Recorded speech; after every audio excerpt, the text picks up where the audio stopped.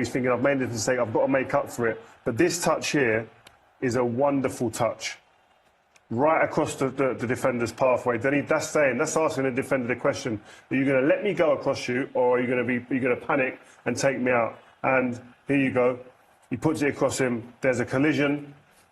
He tries to argue his point, but the close-up shows you that there's a colliding with the knees and the legs, and then it's definitely a penalty, the red card subsequently. It didn't take very long for that mistake to be punished, Crouchy, did it?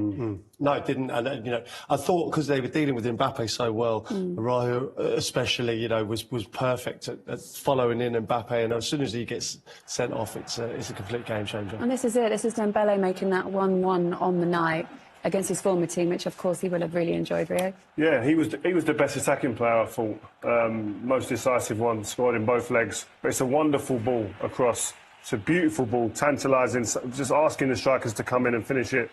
Bradley Barcola, I thought, was in the first half exceptional. But that man there, a really difficult finish, made it look very easy. I know Vitinha also impressed you two tonight, didn't you? And he made it 2-1, Crouchy. Yeah, I know when you get a man sent off, it's slightly easier for a player like Vitinha, but I thought he ran the game. I thought he just kept getting the ball. He was making the right decisions all the time.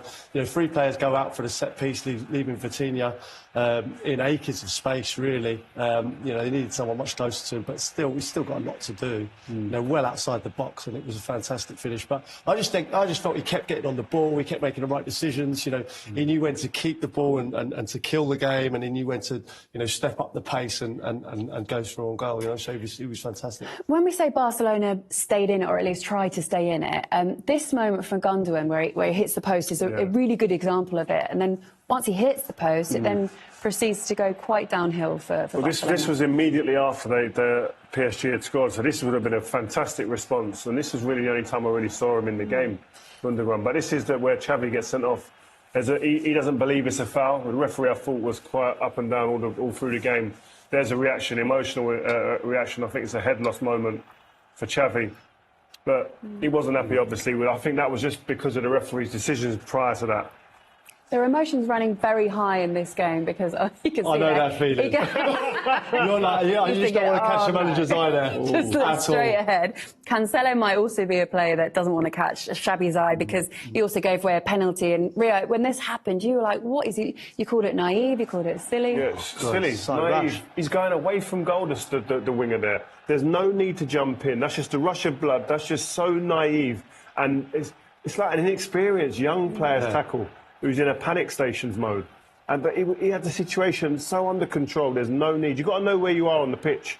I always think about defenders, stay on your feet for as long as you can, especially in your own 18-yard box. And he gets rightly punished, I think. I couldn't believe it. Dembele's got a heavy touch. He's going away from goal. I don't know how, what is the thought process of diving in there? And eventually that cost his team. Yeah, it did, because enter Kylian Mbappe after this foul. There's just another angle if you just want to labour over it a little bit more. He's trying to say, look, absolutely no, but there's no question here, is there? There's no question. It's a penalty, and he's going absolutely nowhere. All he's got to do is shepherd him out. He can't go anywhere. I mean, the best Dembele's going to win if he doesn't dive in there is a throw-in or a corner. OK, let's show you the penalty. Get rid of Cancelo. Look, we've already seen he doesn't want to be sent off, but he's not been sent off, but he does give away the penalty.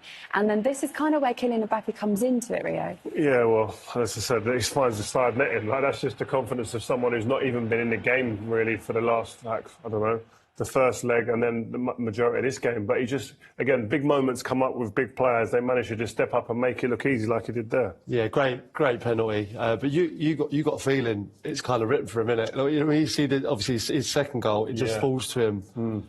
You said even before the game. Yeah, before the game. I thought that's why I said when you asked me to get to the final and he's got potential to win it, I said PSG because I just think some people they just seem like they're blessed from above that this is your time, and it feels like that for him. This chance that he gets for his goal is like it can't fall to anyone else. It's only fallen to Kylian Mbappe because he's that guy. We'll show you that in a minute, but there were more twists and turns.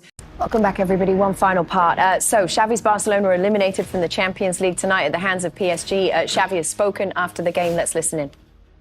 Una pena el trabajo de toda una temporada que por una decisión arbitral se termina aquí. That because of a refereeing decision, that work finishes here. It's a shame. I would have liked to have played 11v11 against Luis Enrique and against PSG, all the minutes of the game.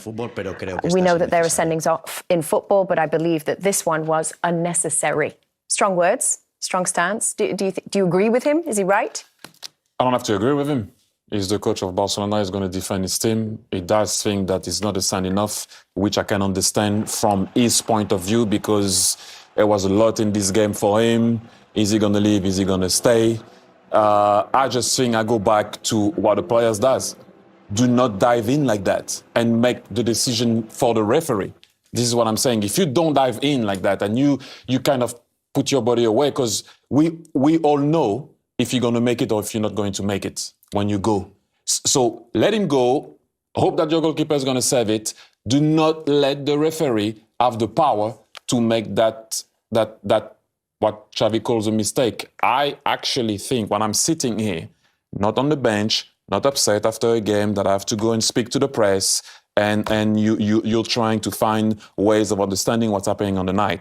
I just think that there were too many nervous mistakes from Barcelona at some point in the game. I just think because it's such a pivotal moment, it's just completely flipped the tide. The work they've had to put in the first leg to win there, they find themselves 1-0 up, and he'll be so emotionally frustrated, hence why he gets sent off, and he wants to take that frustration out on the referee at the end of the game rather than his player. But I think in a few days' time, he'll look back at that and blame his defender, because I think if that was a PSG defender, he'd have wanted them to be sent off. Yeah.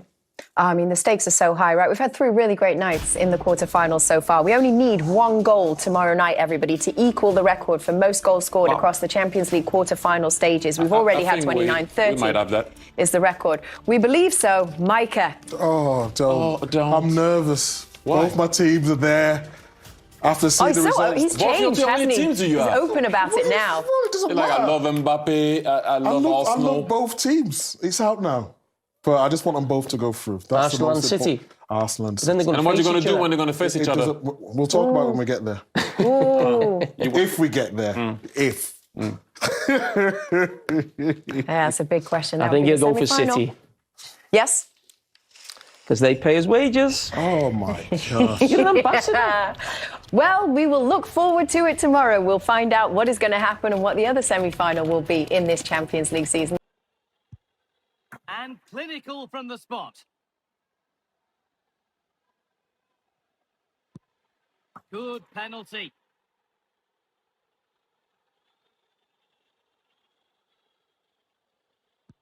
It's in. No messing.